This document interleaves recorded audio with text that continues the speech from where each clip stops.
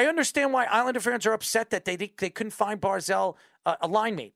Who's to say there's not a line mate on that roster that can be the future with Barzal? So I don't know. I know everybody's trying to compare the Rangers. There is nothing right now to compare. We have to see how this season starts. And really, it's all about the goaltending. It really is. Shesterkin, the reason why the Rangers were as good as they were last year is Shesterkin was dancing on his head throughout the season. One time with that one. Just call him Shesty. Whatever. Whatever his name is. Shesterkin. Just roll with Shesty before you mispronounce it 20 times this season. What am I right? Shesterkin? No, it's definitely he's trying to say it really fast often. Shesterkin, right? Am I right? So you should have seen it last year because the Islanders have Sorokin. He was saying Shesterkin for a while, combining both names. Yeah, and the same thing. Yeah, the same thing. The same thing with the Islanders with Sorokin. I mean, everybody expects that these two goaltenders are the future of their organizations. And that's why Lou believes that they didn't have to go out and spend the money for an offensive player. If their defense and their goaltending is at the top of the league, they can compete. I don't know if Lou thought that, but like Lou wanted to. We know what Lou wanted. We all know what Lou went wanted. After a couple of people and missed on almost all of them. I was very happy they didn't get Kadri. Okay. I mean, listen. Kadri's a center, so it wasn't really going to help Barzal. No, I didn't. I mean, it would have helped Barzal on the power play because you could put them both on the first unit. Yes. So you could have gotten more points. You still needed a winger for Barzal, and you couldn't land one. If they brought Kadri in, it means they probably would have had to. They would have JP Pajot,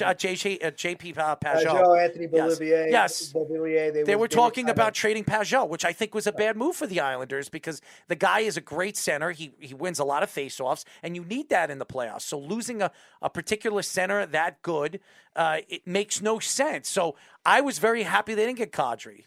What I was really upset about with the Islanders is going into the offseason, I liked a couple of players in trade talks with the Islanders. One from the St. Louis Blues, Speedy, you know who I'm talking about.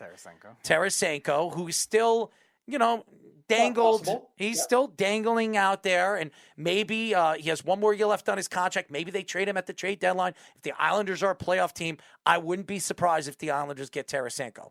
But I don't want to overpay players because it hurts your cap. Look at the things that over the last couple of years before Lamoriello, what we saw. Andrew Ladd, that screwed the Islanders. Boychuk screwed the Islanders when it comes to contracts.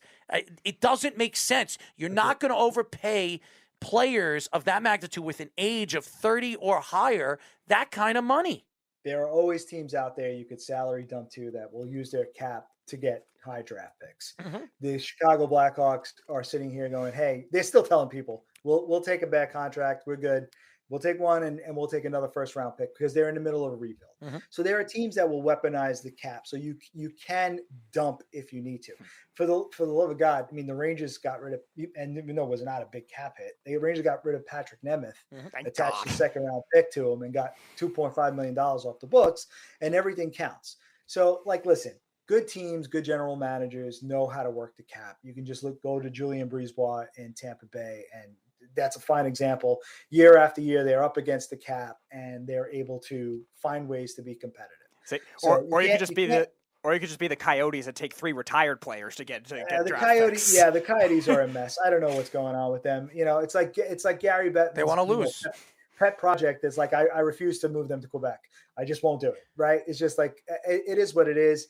They're going to have a new stadium built in 3 years. So hopefully that new arena brings new life and they could do something. Everybody wants that number 1 pick this year. Everybody and their mother wants this number 1 pick because this kid is the next Connor McDavid. They think that this kid is going to be the best player in the last 10 years. They think that he's better than Connor McDavid. Listen, I've seen some of the highlights reels on Bedard. He's pretty fantastic. Yes. So there's no doubt. He's the surest thing that we've seen in a long time. Right. But again, a lot of people were saying that about Shane Wright, and then he wound up going fourth. But there's a long year. I think you're 100% correct. Bedard is going to be the number 1 pick, and whoever's lucky to pull that lottery, pick out, good for them. right? So we'll see how it goes. I want the Islanders to do that. I just don't want to see a losing season to do it. No, they got to tank. You got to pick one. You got to tank, or you got to go for Bedard. Here's what I'm going to tell you. You're not going to be happy about it, but I think the Islanders are a lottery team this year. I just don't think they're I disagree. Top 10 lottery team to move up enough to get that number one pick. I think they're one of those teams that probably just misses out.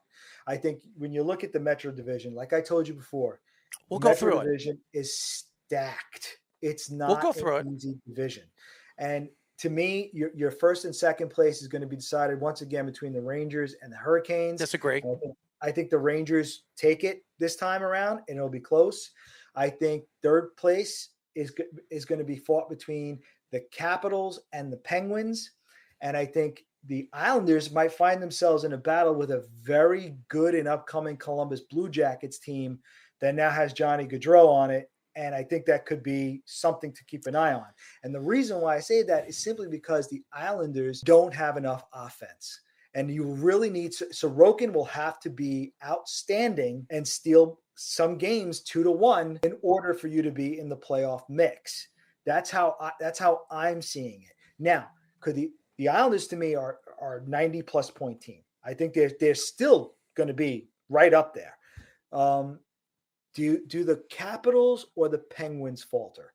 I have a hard time seeing the Penguins falter because the Penguins decided we're going to basically destroy any chance of us being competitive in about 3 years when Crosby retires, because we just took on Jeff Petry's contract and his age.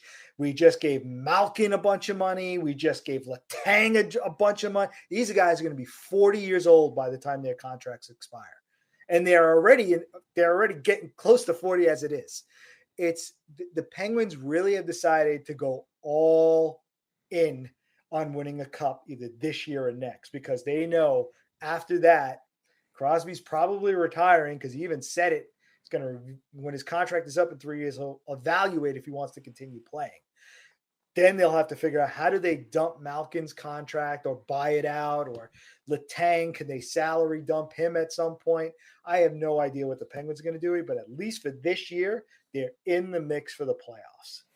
They're loaded and in the mix. By the way, just so everybody knows, we are talking to owner of Forever Blue Shirts and Daily Goalhorn, Anthony Scultore. Before we let you go, I want to go over what you said. You think the Rangers are the top two teams in the Metropolitan Division. I disagree with you.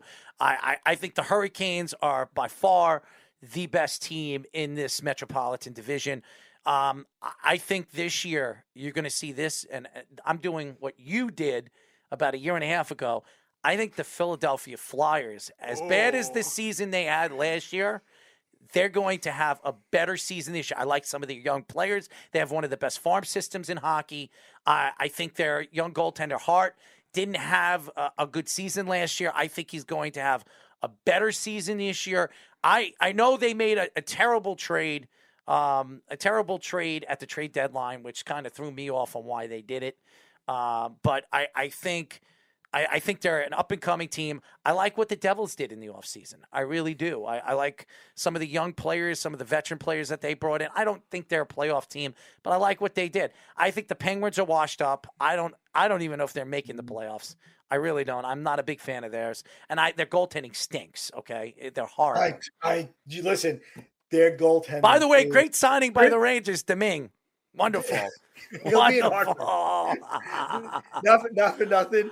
I mean, Casey DeSmith and Tristan Jarry got lit up by the Red Wings in exhibition. Like, it was bad. Yeah. I'm like, wow. I mean, you guys are getting lit up by the Red Wings in exhibition already? Yeah. Their goaltending doesn't look good. It's Again, it's exhibition. We're not going to put too much stock in exhibition. And the Capitals, they're old, too. They're another old team. I agree. Yeah. Every year we're waiting for the Penguins and the Capitals to falter, and they still stick around. Yeah. That's the problem. I thought the same thing last year. Honestly, I did think so too. And there they were battling out, and the Caps finished third. The Penguins finished third, and the Caps made the playoffs. I think the Hurricanes are by far. A lot of people like what the Blue Jackets. I like what the Blue Jackets did this offseason. Yes. I'm still questioning certain things about this team. They got good goaltending. I like their goaltending. Their defense, I don't know. Last year in the second half of the season, their defense completely fell apart. So I am not. How healthy will Werenski be? I'm not. I don't know what the Blue Jackets defense. So you look at the Rangers, you look at the Islanders, you look at the Devils, you look at the Flyers. These are all 4 teams that are going to. Now the Rangers offensively has more talent than all of them. They do offensively. Defensively, I think you're blowing their defense up a little too much. I think they had a very good season last year defensively. They're not a good defensive team. We saw that in the playoffs. The Rangers are not. They're not. Listen, you can't. They're not. They have single players that are good. Eastern Conference Final, not a good defense team. Who's the captain of the team for the Rangers? Trouba. They beat the Hurricanes, the team that you're lauding. They beat the Hurricanes. Who's the captain? Mr. Scultore. Who is the captain of the Rangers now? Jacob Trouba. Oh, wonderful. Perfect pick for the New York Rangers. Oh, here's another. Why would you pick Jacob Trouba as your captain? Okay. Is the Beef going to call the vent about that again? Kreider should have been the pick to be their captain. Trouba was supposed to be the captain last year. They were supposed to name him. Everything was all the insider information. Horrible. Was supposed to be that he was going to be named. And Gallant came in. I don't know what conversations took place, but I think he wanted to have a season under him before he made a final decision because the Rangers did have some candidates. Kreider, Zibanejad are 2 names you could easily put up top as being possible candidates. And plus, honestly, with Trouba's contract, there might have been some consideration. Are we going to eventually move on from him sooner rather than later? But after last year, I mean, when you talk about a captain, you talk about it's not just about what they do on the ice, it's what they do off. And apparently, when it comes to all that off ice, keeping the team together, setting up those things, like when Adam Fox won the Norris, he set up the party. I know these things sound trivial, but these are what the captains are doing to keep the team together, right? You want to have that locker room camaraderie and that family feeling. And all in all, once he was named captain, you had Kreider say he was a great choice. Now, everyone's going to say, well, of course these guys are going to say that. What are they going to say? Terrible pick? But it seemed like they were genuine in saying that. And Ryan Strome, who left the team. Oh, God, please. Right. He did a couple of interviews, right? He was on a couple of shows.